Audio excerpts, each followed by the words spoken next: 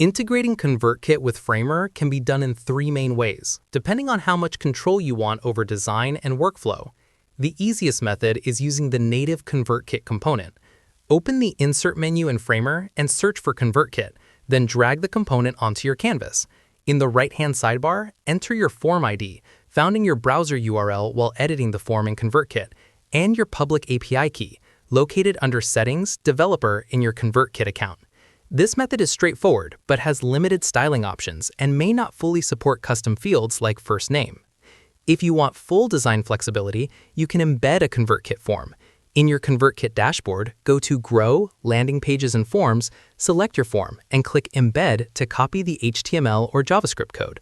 Back in Framer, go to Insert, Utility, Embed.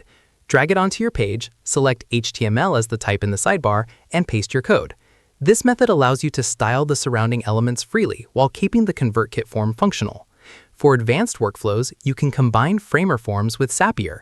Add a Framer form from the Insert menu and set its Send To property to Webhook. In Zapier, create a zap with a trigger is Webhooks by Zapier, and the action is ConvertKit, add subscriber to form. Then paste the Zapier webhook URL into your Framer form settings.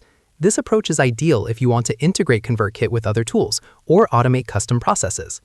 These three methods give you options ranging from quick and simple to fully customized, letting you capture subscribers in the way that best fits your Framer project.